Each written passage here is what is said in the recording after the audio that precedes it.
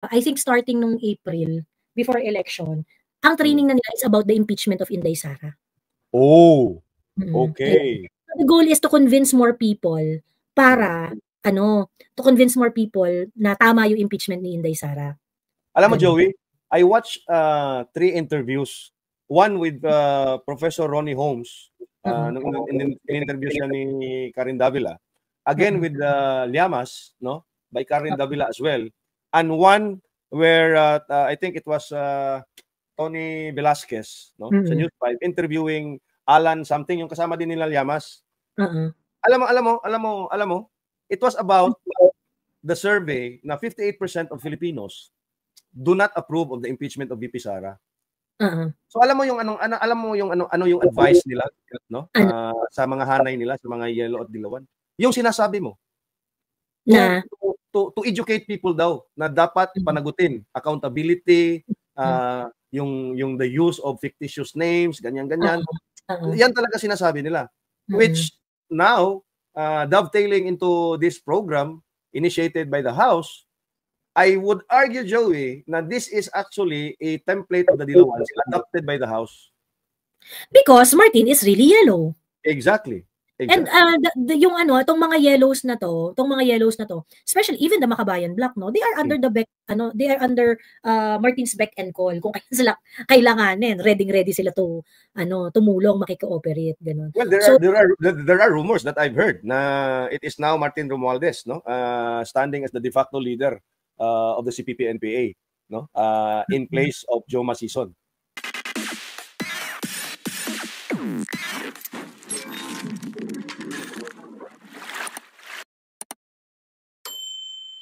Ano sa tingin mo ang mga susunod na mangyayari, Kuyang?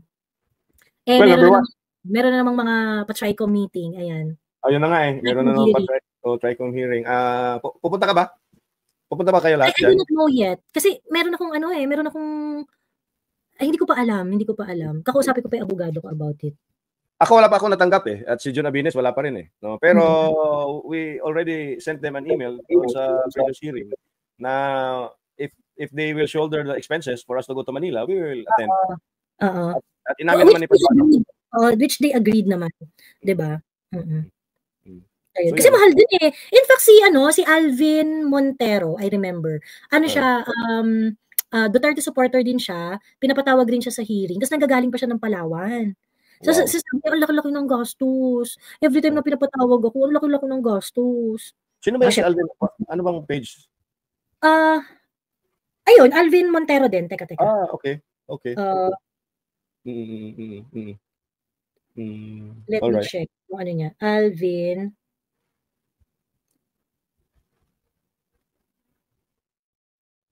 Pero what do you think will happen sa hearing, Joey? Will they get back at us? Ako, yun yung yun yung feeling ko. Kasi syempre, Alvin Montaño. Montaño. Okay. Ay, tama ba? Tama ba? Wait. Sorry. Alvin.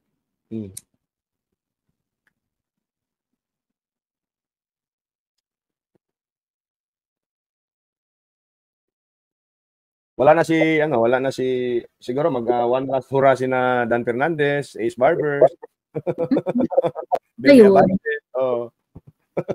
May mga pinatawag pa kasi silang iba Marami pa silang mga pinatawag na iba. So I don't know, baka yun yung mga kausapin nila, baka finally i-close na rin nila to, ganyan. Nanalo ba yung abang lingkod ni Paduano? Parang hindi. Hindi ba? Hindi nanalo. Oo. Ayun. Okay. Ayun. Albi Benitez, wounded yan Hindi raw sila in good terms ni Albi Benitez. Kuya, wait lang wiwiwi lang ako. Sige, go. All right. Teka.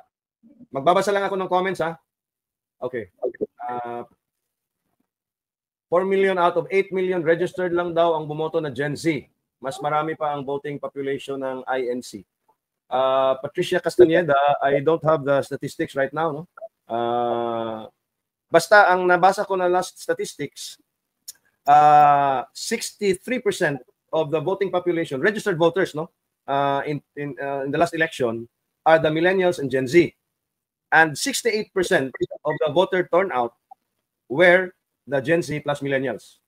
ewan ko kung saan doon ang sinasabi na 4 million out of 8 million registered voters lang na Gen Z ang bumoto. Kasi hindi ko nakita yung breakdown between the millennials and the Gen Z. I'm pretty sure mas marami ang millennials kaysa sa Gen Z, no?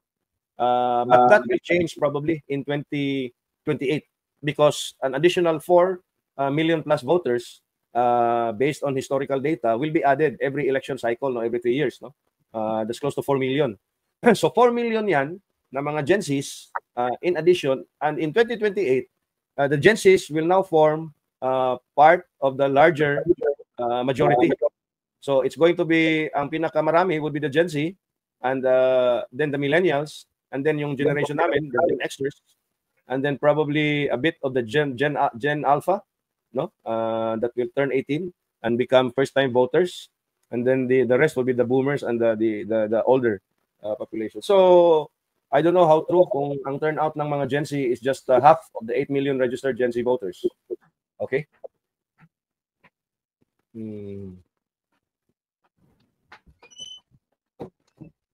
8 million ang registered voters na millennials at Gen Z, but only 4 million actually voted. I've said, no, wala akong statistics. Totoo ba yan, Joey? Alin? Anong sabi? 8 million registered Gen Z voters daw, tapos 4 million na daw yung bumoto. Totoo ba yun? Well, I don't know. Verifiable naman yan eh. Parang pwede namang i-confirm yan sa ng COMELEC kung gaano karami yung Gen Z na voters. Pero if you're going to ask me about youth vote, ang youth vote naman kasi parang wala pa naman kasi talaga siyang napatunayan na wala pang napatunayan na solid youth vote. Oo. Sino nang napanalo ng youth vote? Tama. 'Di ba? Sino nang napanalo ng youth? Kasi basically, yung Gen Z ngayon, sila yung youth di ba? Sila yung mga bata, sila yung mga youth voters. Ganon. So if you're going to ask me whether or not they are crucial, while their numbers may be, in terms of the population, marami sila, pero hindi kasi sila yung yan yung mga tao. One block. Hindi sila yung one block. Hindi sila one block. Oo, hindi sila one block na mga voters. Tapos, di ba, si Miriam, supposedly supported siya ng youth vote. Hindi rin naman napanalo si Miriam ng youth. Di ba? Si Lenny. Si Lenny, diba? Hindi rin naman napanalo ng youth si Lenny, ganyan-ganyan. So parang sa akin, yung youth vote, hindi pa talaga siya proven. Hindi siya proven na parang, pag nakuha mo yung youth, you can actually parang crown a president. Ganyan. Ayun. Kasi hindi naman solid ang youth eh. Hindi naman sila they haven't showed up in terms of making their candidate a winning candidate. Kasi they also have certain class demographics eh. You may consider them a youth vote, but they are also divided into social classes. And I would argue that the largest social class among the youth, like the same as the general population, is the class D and E crowd. Or the class D and E. So therefore, ang mga youth vote na pro Dilawan, pro Pinklawan would probably come from the class ABC, which is typically 40% lang of the voters, 60+% kasi yung D and E. Which is dun malakas si PRRD. Pero yung the numbers also yung ABC na mga group, nagma-majority rin naman dun si ang mga Duterte eh. Yeah, kasi Joey, yung ABC kasi about 80% of the component doon is the class C, the lower middle class. Oo. At yung mga merong yung mga ang tawag dito, may mga stable job, mga professionals, merong mga negosyong sarili, yung mga ganyan. Yung mga hindi tycoon levels. Tama. Hindi tycoon, nasasabi niya tycoon levels. Eh, syempre pag tycoon levels, is just 1%. Tama. Ang class A kasi is just 1%. Oo. Kunti lang naman sila. Kaya nahahatak ng class C yung AB when you put them together. At malakas din si Inday doon. At saka, Joey, you also have to look at ang youth vote na yon, nasaan yon? Nasa Luzon ba yon or Visayas, Mindanao lang? Kasi if ang youth vote, nasaan ba yung majority doon? Luzon, Visayas or Mindanao? Kasi if it's Visayas and Mindanao, no? Malakas talaga ang Duterte between the youth and all the social class. Kahit sa youth, oo. Correct.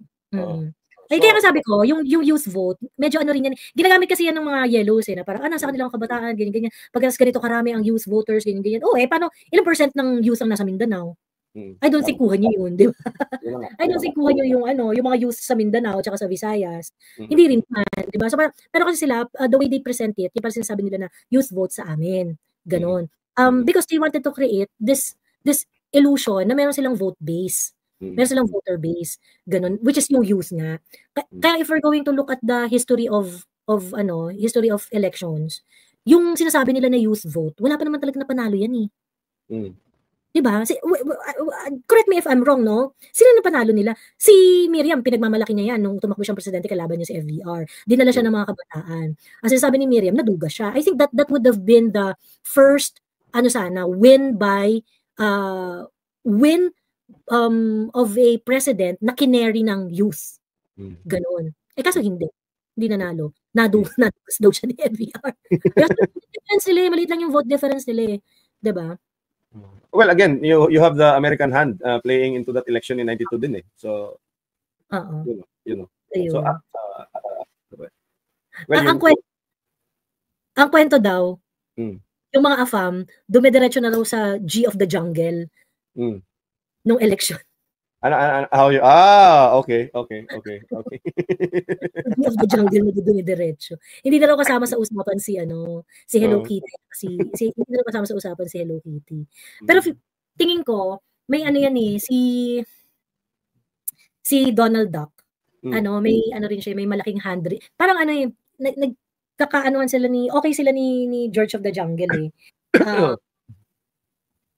Nung election, tingin ko, ang talagang mga gumalaw dyan, yung mga AFAM, at saka si Uncle mo Donald.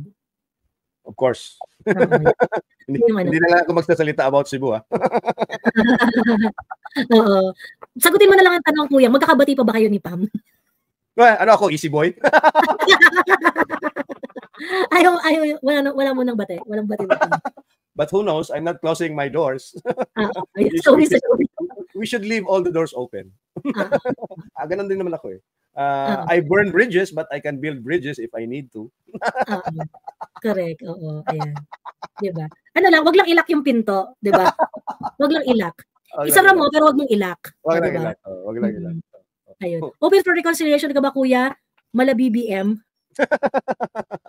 Well, dalhin nyo muna, iuwi nyo muna sa PRRD and then I would probably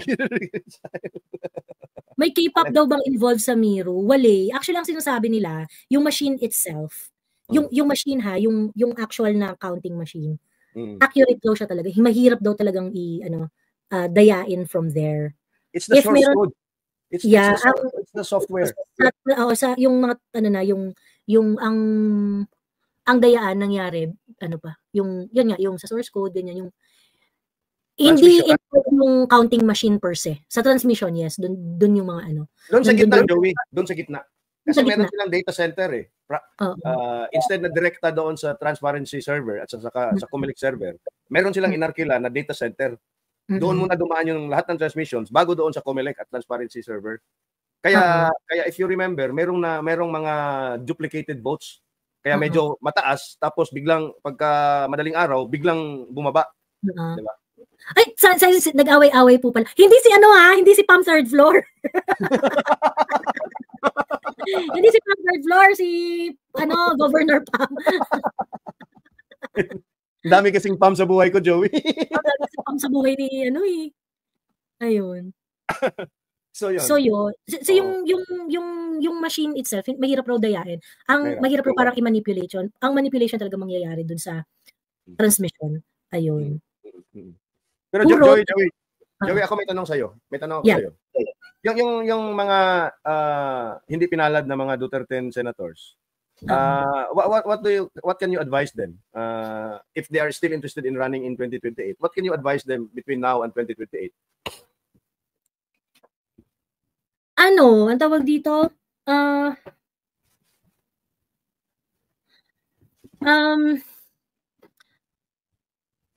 I think they should be encouraged with the result of the election regardless. Kasi for Attorney Vic, ilan yung vote na nakuha niya? 8 million? 8 million votes. Oo, 8 million votes. And this 8 million votes hurdled yung mga yung mga challenges, sobrang daming challenges ng mga botante. Ito yung mga botante na hindi nagpabili, 'di ba? Ito yung mga botante na kumbaga parang ito yung mga nag-show up na warrior, tawag ko nga dyan, mga warrior votes. Kung ano yung mga end up na boto ng Duterte, mga warrior votes yung mga yun. Na overcome na nila yung bilihan ng boto, na overcome nila yung lack of machinery ng mga kandidato na yan, na overcome nila yung mga pressure na, ay bakit may boboto yan? Sino ba yan? Yung mga ganyan. Yung unpopularity ba? Yung unpopularity. Ganun. Lack of awareness, no? And name recall. Oo, ganyan. So, ibig sabihin, itong mga to, ano na talaga yan? Yung kumbaga parang warrior, lahat ng mga may voter base na sila. Antimano. Lahat ng mga Duterte, ng mga lahat nung nandun na hindi nakapasok. So may voter base na yung mga yan. And I think if they still want another chance in the future election, they have to make their presence felt. Ganun. Kasi one thing that will really turn people off is kapag kunwari, makikita lang sila sa susunod na election ulit. Ito yung kampanya, no? Oh, I mean, they have to be fierce kasi lalo na itong last 3 years ng administration ni Bongbong. Okay? I think Bongbong is going to be bolder. At saka mas magiging aggressive siya dun sa mga trip niya sa buhay. Ganyan. Mas magiging shameless tong administrasyon na to. So, they should step up. Kailangan mas matapang pa sila sa di ba? They have to really represent the Duterte kind of leadership. Di ba? They have to speak up, they have to take actions. We really need a kakampi dito. And we need lawyers, Joey. We need lawyers. For example, I think kasi mga brilliant lawyers din sila, mga abogado din sila. Why not take up the cause? Let's say for instance, tayo, no? I'm not soliciting their sympathy, 'di ba? Kasi it will add more exposure to them, 'di ba? Halimbawa, yung mga kaso na final doon sa Supreme Court, 'di ba? Yung mga vloggers, mga Duterte supporters na hinahabla na kung ano-ano, 'di ba? They should step up, gawin nilang content, 'di ba? They make the round. I am also soliciting any.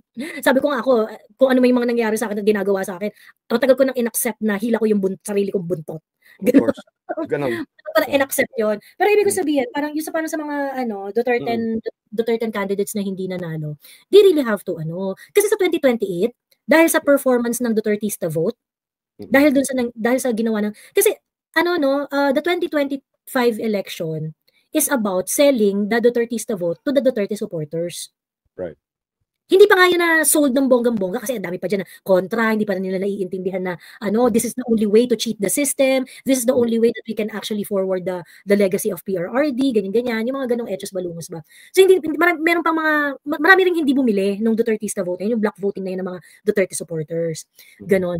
But sinasabi ko nga ako, nung naisip ko yung Dutertista vote na yan noong 2025, sinasabi ko na this is really not about the candidate because we are not in the most ideal situation. This is about us, okay? Sa 2028, magkakaroon na tayo ng audition. Because of our strong showing ng 2025, magkakaroon na tayo ng audition sa 2028 election ng mga senador.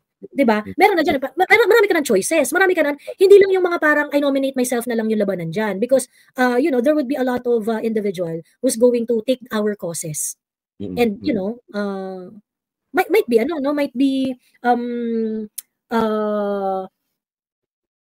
we might have a pool of candidates and we are not going to parang 'di ba be left na hindi kasi ito yung tumakbo kasi ito yung tapang na tumakbo kaya ito na lang ganon. Magkakaroon tayo ng mas maraming choices. So kaya dapat pabibuhan talaga. Yung dito, they should not stop talking, they should take their advocacy, their causes seriously, ganyan. Diyan magaling yung mga dilaw eh. Yung mga dilaw, lagi sila humahanap ng eksena, di ba? Tama. Yung ginagawa ng mga dilaw, lagi sila humahanap ng eksena. Ngayon, hindi ko naman sinasabi na para magmumukhang kulit. Kasi yung mga dilaw, yun yung problem sa kanila. Parang lagi silang umi-eksena, it's unsincere na. It's not sincere anymore. Yung mukhang pilit na, mukhang hindi naman natotoo. At ang pinakamalupit sa lahat, hindi na sila consistent dun sa mga advocacies nila. Hanap sila ng eksena. Pagkatapos, dumarating yung point, kapag kunwari, we're going to calibrate their political position. At dati ganito ang paniniwala mo, ba't dito iba na yung sinasabi mo, ganyan. Nag-self-contradictory na sila. Ganun. Kasi nakahanap ng eksena. I am not saying na ganun, definitely hindi yun yung ibig ko sabihin. What I want for the Duterte-aligned politician is to be very, very consistent. 'Di ba? Na whatever advocacy that you're going to pick up from the Duterte supporters, you know, you keep your voice loud. 'Di ba? You keep your voice loud. So yan, dapat tuloy-tuloy lang. Dapat hindi po pwede na makikita lang kayo ng mga tao sa eleksyon. Okay, why? Because if you're going to run in 2028, okay? If you're going to run in 2028 and you have shown something, okay? And you were able to contribute to the public discourse, you were able to contribute to general welfare because of your action, okay? Yung mga warrior votes ninyo na nakuha noong 2025, okay? Magiging warrior na talaga to the extent that magkakaroon na rin sila ng laban na pagka kinausap nila yung neutrals na, kasi kunwari, itong 2025, how are you going to explain to a neutral na, uy, mag-block voting ka, ganyan. Bakit ayaw kay Ipe? Basta, kasi ano, di ba, how can you convince the neutral kapag ganun lang yung explanation mo, di ba? Pagka ganun lang yung... I have a personal experience about that, Joey, no? About 5 days before election ata yun, no? Pumunta ako ng SM dito sa amin malapit. May hinahanap ako na ano. Actually, I was looking for a green shirt, no? Susuot ko sana sa election day. Lumapit sa akin isang sales lady at saka isang sales na lalaki, no? Usap kami about election, ganyan-ganyan. Sabi nila, sino daw iboboto? Dutertista daw sila, ganyan-ganyan. Duterte sila. Sabi ko, iboto nyo si Atty. Vic Rodriguez. Alam mo anong unang tanong? Sino siya? Sino yan? Like, for example, in the case of Atty. Vic Rodriguez, boto niyo si Atty. Vic Rodriguez, bakit sino siya? Well, he questioned the legality of the 2025 GAA. Diba? Importante yun eh. Yun dapat, when your name is mentioned at meron na kayong mga warrior voters, warrior supporters, you should give your supporters a reason to keep the conversation running. So pag ammunition kumbaga. Oo. Bibigyan niyo ng ammunition yung kailangan yung mga supporters ninyo. Like kasi kung kunwari, no offense to Philip Salvador ha. Philip Salvador is a loyal friend to PRRD. But what else can you say? How can you convince a neutral to vote for Philip Salvador? There must be some clear advocacy here. 'Di ba? There must be a clear advocacy here. Kaya nga sabi ko nung yung sa Dutertista vote, hindi wala akong pakialam kahit yung Dutertista vote talaga is really just to flex muscle of the Duterte supporters. Ganon. But of course, since we're able to to certain extent, we were able to successfully demonstrate that. Kinabahan rin sila sa Duterte kinabahan rin sila sa block voting Yes. Kinabahan sila diyan, ganyan. But if you're yung mga candidates, yung mga Duterte aligned candidates in the future, if you're going to show something that is more than being Duterte aligned. Kasi dapat pag Duterte aligned ka, align in what? Align in what policy? Align in what belief? Align in what political stand, ganyan. Kung meron kang gano'n, kasi plus na 'yon na in-endorse ka ng candidate of choice ka ni Inday or ni PRRD. Plus na 'yun pero you cannot rest doon sa endorsement na 'yun. Dapat meron ka ring dala-dala. What did you bring on the on the plate, ganyan, on the table? What did you bring on the table? Dapat meron ding yung mga supporters in 2028, when they are going to call your name, they can attach specific action, specific advocacy, specific effort that you did to forward a Duterte kind of leadership. Diba? Right. Ganun. So, sa totoo lang lang, and I'm going to be very, very blunt about this. Hindi kasi po pwede naaasa lang tayo sa endorsement ng mga Duterte. Of course. Pwede yun. Hindi po pwede yun. You have to show up and show real advocacy. Diba? Show up, show real advocacy, commit to it. Diba? So that when people are going to campaign for you in 2028, they can share more than, hindi tinaas kasi ni PRRD yung kamay niyan. Ayun. Right. And people will now have the confidence to campaign for you strongly. Yes. Oo. Kasi yung 2025, tawag dito, yung 2025 kasi, yung Dutertista vote, binenta natin yung concept na yan sa kapwa natin Duterte supporters. Right. 'Di ba? Pero hindi natin yan mabibenta doon sa mga hindi naman Duterte supporters. Or even those fence sitters, no, yung mga sway votes kung tawagin. Yeah, hindi yung mga neutral, yung mga paano mo sila mako-convince kung ang reason mo lang sa hindi kasi tinaas ni PRRD yung kamay niya. I mean, doon tayo sa totoo. Di ba? Especially the younger voters na parang, ganun ba? Di ba? So, that is why tinatawag nga nila tayong fanatic and things like that, ganyan. Yung mga ganong... Joey naman, you remind me of a candidate eh. Nananalo, tinaas lang ni Digong ang kamay. Oo. May dapat meron kang ambag, 'di ba? Hindi po pwede na yun lang yung ginawa mo, tinaas lang yung kamay pagkatapos, 'di ba? So, ang tawag dito, and they should show na merong kakampi ang mga Duterte supporters above anything else. Okay? The work should start from them. The work should start from them. 'Di ba? Para matulungan sila ng bonggang-bongga ng mga Duterte supporters, para masuportahan sila ng mga Duterte supporters, para maikampanya sila ng bonggang-bongga, the work should start from them. Agree. They should reciprocate the love in 2025 with hard work and support to their supporters. Kasi, halimbawa, si Jimmy Bondoc, that's 10 million votes. That's 10 million supporters in that's 10 million warrior votes for him. Yeah. For a first time candidate to the Senate. Diba? So he should continue giving the Duterte supporters a reason to hold on to you.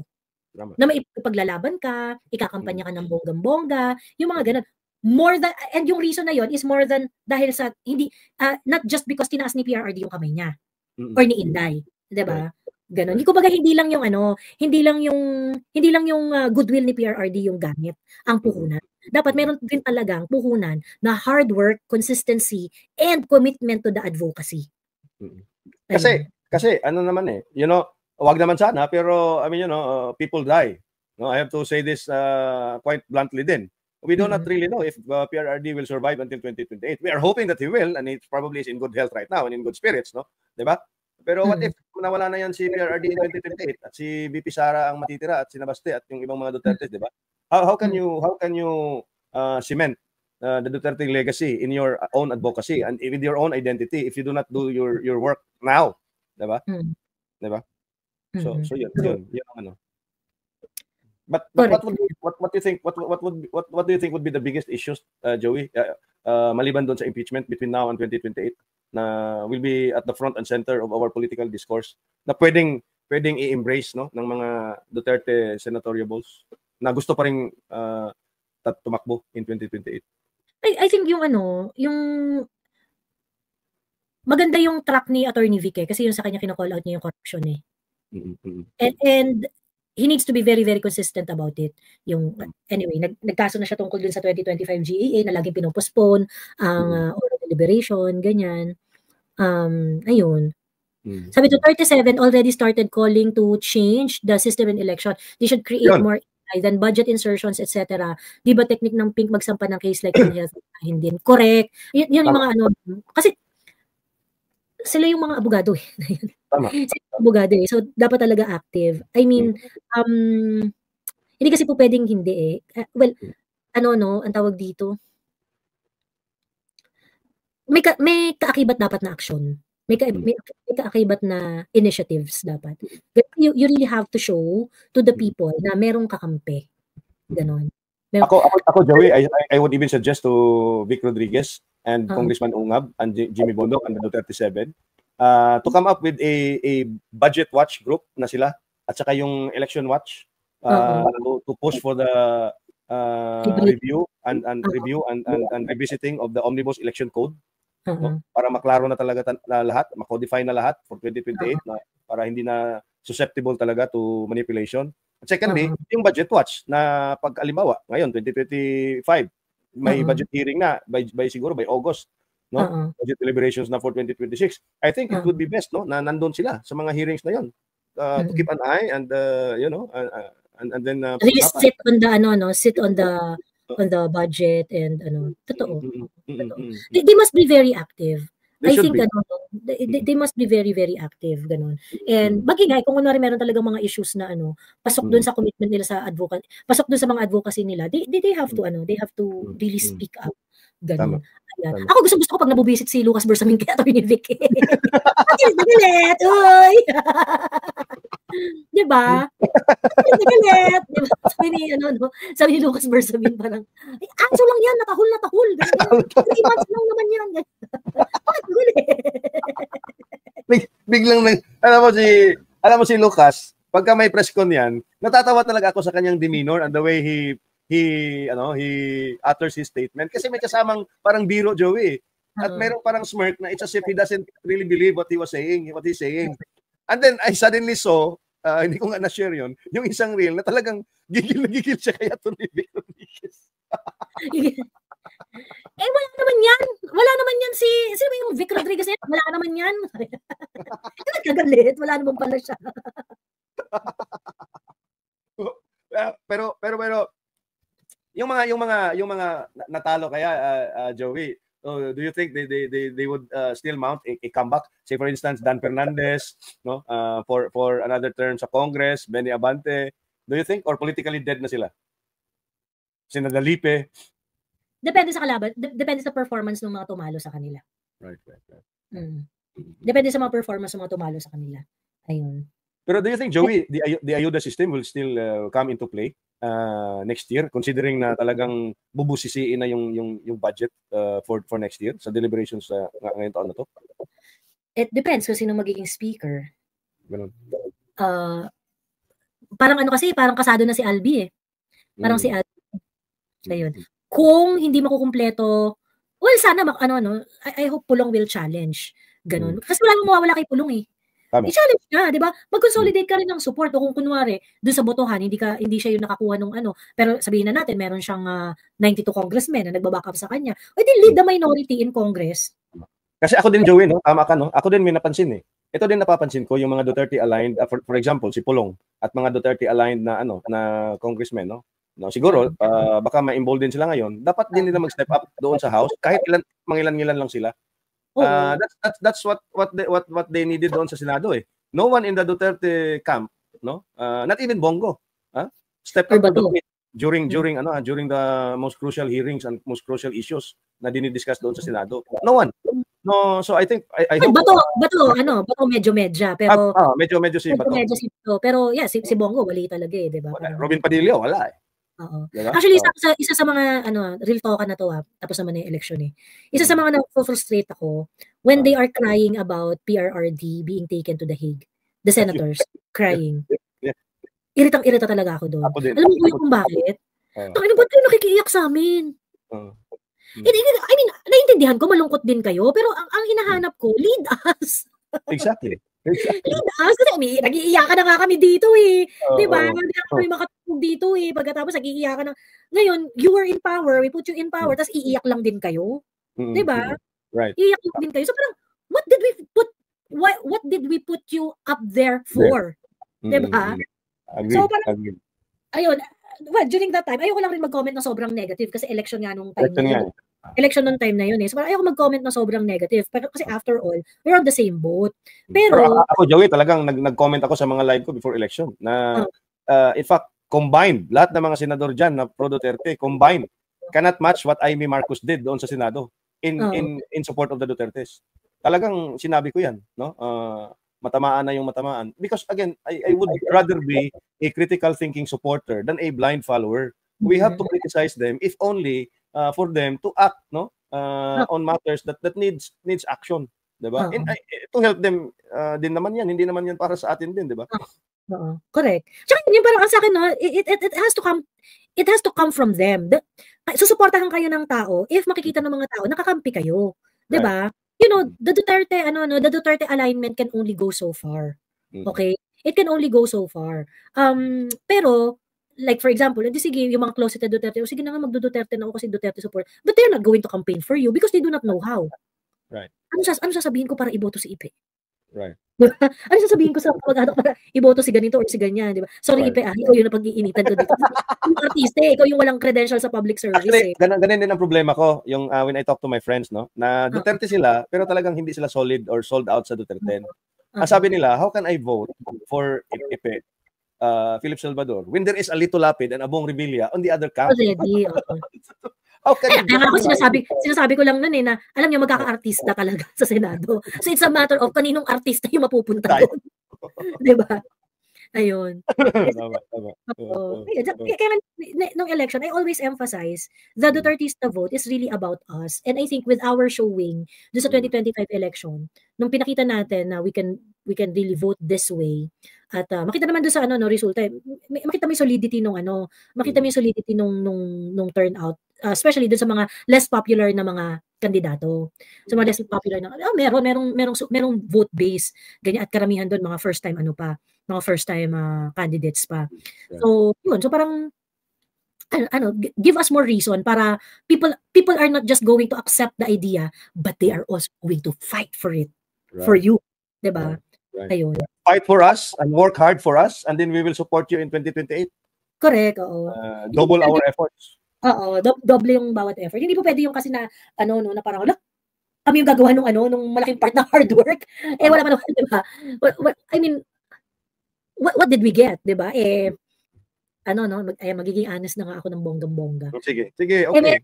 Nung I mean, yung mga supposedly mga kakampi nga natin, hindi tayo masyadong napapagtanggol sa sa mga Duterte causes 'di ba? Tama. Even doon sa mga turf nila. Even doon sa mga, like for example, ako hindi ko talaga makalimutan si Bato noon, yung sinabi niya hindi nagsisinungaling yung sinabi ni Torre na walang hukay doon sa kay OGC. At he was in fact even praising the police, ha? Oo. 'Di ba? Yung ganun parang senator naman, ano ba naman 'yan? 'Di ba? I mean, kung walang hukay, tapos sinabi niya walang hukay, pero ang daming eyewitnesses na merong hukay doon, 'di ba? What would the proper person, what would the prudent person would do? You go to the place, you check. 'Di ba? At least ganun man lang sana. 'Di ba? I am not saying General Torre, that you are lying, but your statement is contradictory to what the eyewitness are saying. Right. 'Di ba? So go to the place to verify who's telling the truth. 'Di ba? I mean, kasi parang I do not know, no? Parang yung iba kasi ng mga Duterte senators, let's say si Senator Bongo, si Senator Bato, at si Robin Padilla. Parang yung they were trying to please everyone. Right. You do not have to please everyone. You just have to please us. Okay? Kami yung kakampi nyo. Kami yung kakampi nyo. We want you there because you are one vote for our causes. 'Di ba? You are one vote for kampihan to. Ano ba? Kampihan talaga to. Ganon. So, but it probably turned out well for Bongo and Bato. They're number 1 and number 3. Sorry. It probably turned out well for Bongo and Bato, trying to please everyone because Bongo's number 1, Bato is number 3. Bato is number 3, Well, yun. Sabi ni Tunay na Pilipino, hi Sir EB and Joey, can we add Attorney Bobe Torion in 2028 senatorial candidates? I'm watching Tampa, Florida while I'm working. God bless sa inyo. Ayan. Well, let's see, no? Kaya sa 2028 audition na yan, Audition, no? In fact, I was the first one to advocate Torion's running. Sabi ko, instead of Pastor Bubuloy, baka ikaw po pwede.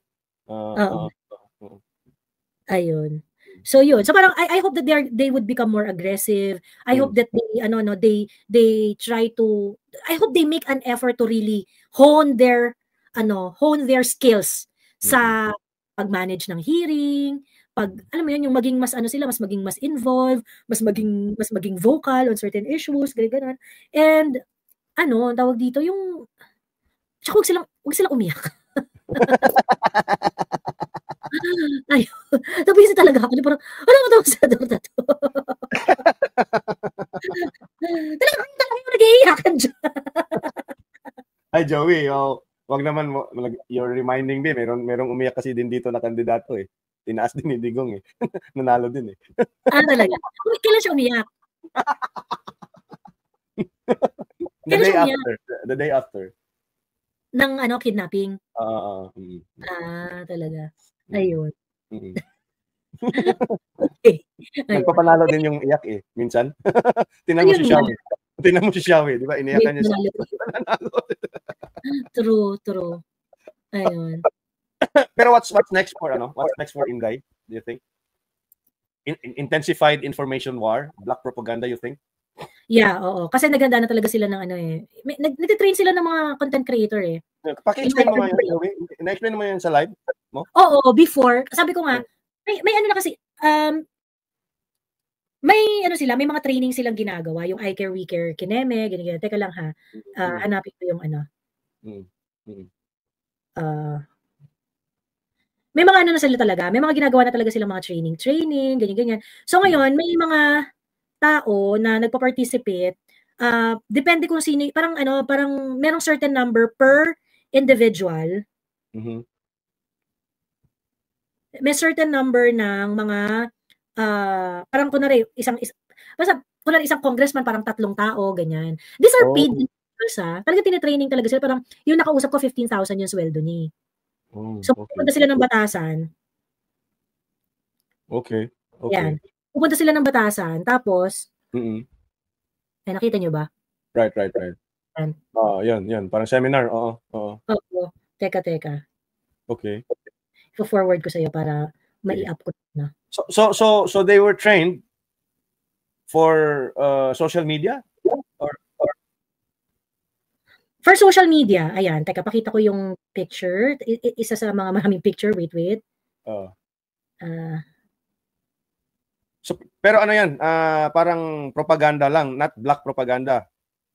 Well, feeling ko kasama na yun. Siyempre, hindi naman nila sasabihin na, ay, para sa black propaganda to, ganyan. But I feel that they're going to be used by the, as a comms arm ng Congress. So, yun nga, nagtitrain sila ng mga tao para, basically, the job is for them to convince the public dun sa mga trabaho ng, sa mga trabaho ng Kongreso, ganyan. Okay, wait, ito na. So each congressman yan or woman, okay. Oo, meron silang allocation, meron silang mga may mga basically they are trolls, no, for each of them. Oo. Paid trolls for each. Wow. Care program, ha? Congressional assistance, response and education. Wow. So, ito. Ayan. Care program, ha? Wow. Ito na. So, ang tagal ng picture. And this has been going on for a long time now? I think since February.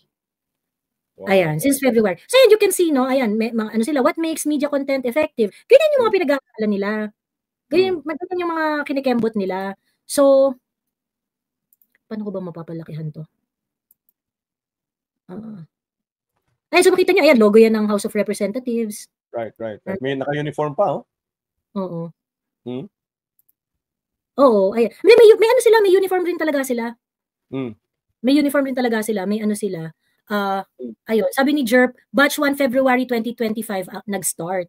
Ayan. Tapos ngayon, nitong mga sumusunod na araw, nitong mga sumusunod na linggo, I think starting nung April, before election, ang training na nila is about the impeachment of Inday Sara. Oh, okay. The goal is to convince more people para, to convince more people na tama yung impeachment ni Inday Sara. Alam mo, Joey, I watched 3 interviews. One with Professor Ronnie Holmes. In-interview siya ni Karen Davila. Again with Llamas, no? By Karen Davila as well. And one where I think it was Tony Velasquez, no? Sa News 5, interviewing Alan something, yung kasama din nila Llamas. Alam mo, it was about the survey na 58% of Filipinos do not approve of the impeachment of VP Sara. So alam mo yung yung advice nila, no? Sa mga hanay nila, sa mga yellow at dilawan. Yung sinasabi mo. Na to educate people daw na dapat panagutin accountability, yung the use of fictitious names, ganyan. Yan talaga sinasabi nila. Which now dovetailing into this program initiated by the House, I would argue, Joey, na this is actually a template of the Dilawans adopted by the House. Because Martin is really yellow. Exactly. And yung itong mga yellows na to, especially even the Makabayan Black, no, they are under the beck, they are under Martin's beck and call. Kung sila kailanganin, ready sila to tumulong, makikooperate, ganun. Well, there are rumors that I've heard na it is now Martin Romualdez, no, standing as the de facto leader of the CPP-NPA, no, in place of Joe Masison. Kasi if you remember, hanggang ngayon wala pang substitute or wala pang replacement si Joma, more than a year after his death.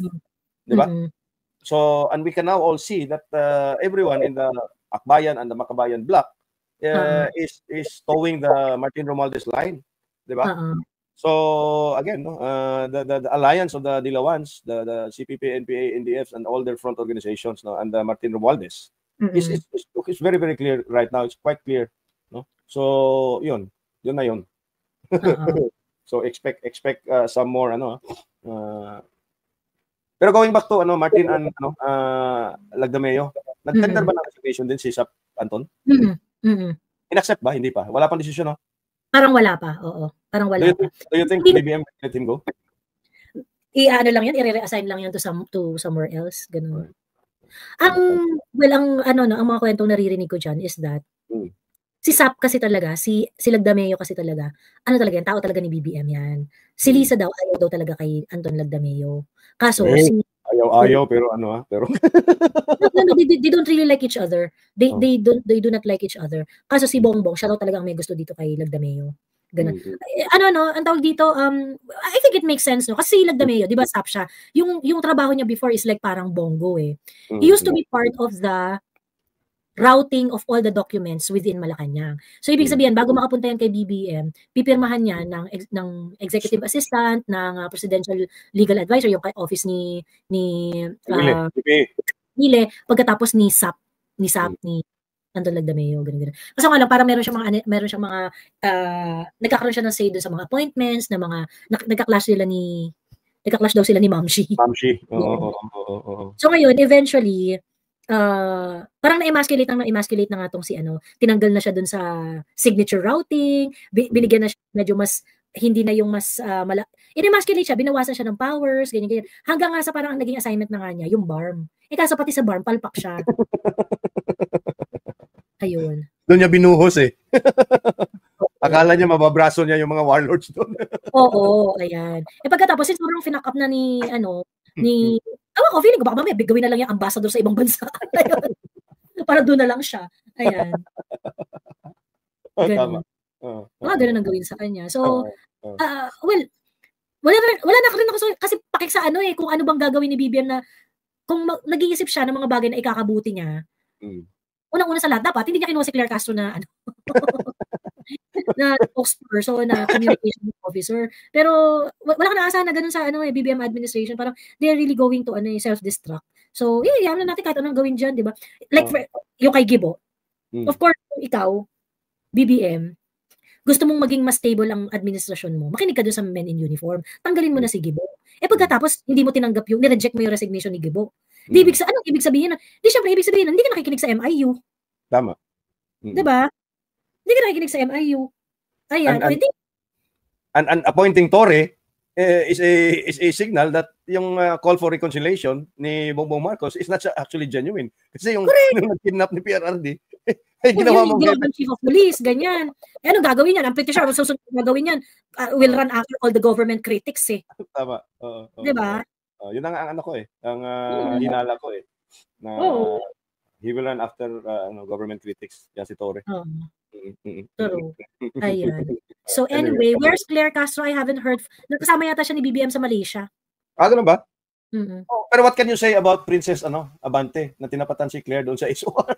Ayun, sige, last topic natin yan before tayo mag-end live. Muna tayo. Yung pagtabihin muna natin si Auntie Claire at saka si Princess Abante. Tingin ko si Princess Abante, may lamang to sa katalinuhan ng mga meron. Ng very very slight kay Claire Castro. Mas mas matalino to si Princess Abante. Pero mas maganda si Auntie Claire. Tama, I agree. Mas maganda si Auntie Claire. Ngayon, I think Princess Abante is a political accommodation. Benny Abante had been a very very good ally in the Congress. Loyal. He's very loyal at that. Kaso nga lang, hindi kinaya ng 20% yung boto niya. Hindi kinaya. Oo. So, ibig sabihin, kahit i-refer na nila yung boto ng 20%, talo pa rin.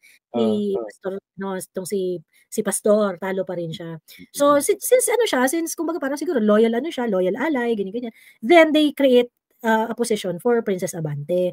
Meron kasi naman nagsasabi na, para saan pa matatapos naman na yung 30th Congress, ganyan. Actually, crucial nga yung trabaho dyan ni Princess Abante. Kasi, impeachment mag-start na impeachment eh. So, anything that she is going to say, from today until matapos yung 19th Congress, ay yung crucial moment ng House of Representatives. And ang House of Representatives mag-a-adjourn na ng June 15. Tama. Ayun. Ano sila, session sila ng June 2, open sila ng June 2, tapos mag-close sila ulit ng June 15. Ayun. June 15 or June 13? Parang June 13 ata, Joey. 15 daw. 15. Tapos may move yung presentation of the articles of impeachment to June 11. June 11, oo. Tapos holiday June 12. Oo. Tapos magsarado sila June 15. Oo. Ayun. Pero sino bang may mas finesse? May finesse sa dalawa, si Auntie Claire at si Ate Frances. Sa'yo, sa tingin mo? Very, very close. It's a close fight. Yung mga bira-birada ni Ate Princess na buti na lang, hindi ka nanalong presidente, yung ginagano niya si ano. Ikaw, vice president ka, wala ka na itulong sa Maynila, yung mga gano'n. Close fight, kuya, close fight. yung kalokahan, talaga, oo. Talagang match made in heaven silang dalawa. Ayun. Do you think VP Sara now needs her own spokeswoman? Interesting nga, no? Kasi si Attorney Guanzon nila-offer niya yung sarili niya eh. Di ba? Di sila uubra dun. By the way, si Attorney Guanzon, Sara talaga yan. Even in 2022, Sara talaga yan. Right. So, Rosa yan eh, Rosa. Rosa yan eh. Rosa yan si Comweng eh. Ayun. So, anyway, yan pa yung isa, feeling ko mag-audition yan sa 2028. I think so too. Baka mag-audition yan sa 2028. She would be a good addition to the pool. Oo. Ayun. So, yun. So, yeah, Attorney Guanzon would be, she's going to put up a Bardagulan clinic on this too. Yeah. Yung sinasabi mong bibo, ito na yung hinihingi natin. Talagang mabibibo talaga tayo until 2028. Pag si Beng at Attorney Beng nandun kay VP. Ayun. So, yun. Si Princess, wala akong masyadong ina-expect sa kanya. Hintayin natin siyang magkala. Huwag natin siyang pangunahan, okay? Huwag natin pangunahan si Ate Princess. Ayan. I hope they will have a meeting with Auntie Claire. A joint press con. At sure na sure ako na she's gonna put up her own show at mukhang kakabugin niya si Ate mo Claire. Ayan. Hintayin na lang natin siyang magkalat. Alright. Umay na ako kay Auntie Claire, lumaki na ulo, sabi ni Nora De Jo. Bisto ako kay Auntie Claire, parang takin na nito, lakas man loko ng... To be fair kay Auntie Claire, feeling ko naman kasi inuutos lang rin sa kanya yung sasabihin niya. Inuutos yan. Inuutos lang naman yan. Inuutos yan. Kasi talagang walang ano. Kasi parang sinadya na talaga na mang-inis eh. Oo. Parang nang-iinis na lang siya. No? Nang-iinis na siya. Tama si Jim, binarda na ng kampo ni Isko si Ate Frances. Yan. Binarda na. Binarda na. Nakita ko yung parang mabuti na lang, natalo ka. Bilang presidente, nagagaganon si Princess nung eleksyon. Ayun, pagkatapos yun naman pala, ito si Ate mo Princess ay merong sing and praises kay Isko na napakagusay, pinakamagaling na leader, inspirational, kulang na lang talaga halikan ni Princess yung kuko ni Isko. Tapos pagdating ng eleksyon, buti na lang, hindi ka ganyan. Ang ina. Ayun. Kaya ako, sa totoo lang, wala akong respeto dun sa mga tao na yung sobrang barda kung makabarda, tapos yung wala na sa hulog yung galit pagka-eleksyon. Kasi kung sa eleksyon, nagiging ganun ka kabalasubas, ibig sabihin, that's how badly you want to win. Na magre-resort sa mga, hindi naman ikaw yan eh. Hindi naman talaga yan yung personality mo, hindi naman talaga yan yung paniniwala mo, tapos magsisinungaling ka.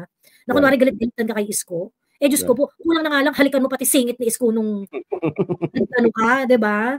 Ayun. So, hintayin natin pang magkalat si Ate mo Frances. And we will wait for you, Tita Frances. Ayun. Alright. Why did they have a falling out, sabi ni Ipa? Hindi, iniwanan nila si Isko. Iniwanan nila si Isko. Pagkatapos, lahat ng mga project ni Isko, binitawan nila. Hindi nila tinuloy. On the orders of Martin. On the orders of Martin and even Honey. Honey. Ayun. May napanood ko interview ni Isko, ang pinakagalit na galit siya sa lahat kay Joel Chua. Kasi itong si Joel Chua, minatamata siya nung wala na sa pwesto si Isko. Di ba private citizen si Isko nitong 3 years, for 3 years. Minatamata ng bongga ni Joel Chua si Isko. Ganun ba? Wow. Hindi makalimutan ni Isko, sabi niya, grabe yung pinagsasabi sa akin yan, hindi mo makain, talagang sobrang dinown daw talaga siya ng bonggang-bongga, sinigaw-sigawan daw siya, considering na si Joel Chua, nung tumatakbong konsihal, kaya lang nanalo, according to Isko, kaya lang nanalo dahil dinala niya. Dinala niya, oo. Ayun. So, yun lamang po. Ayan. O siya, kuya, tulog na tayo at 2:00 na. Okay, sige. Alright. Bye, everyone.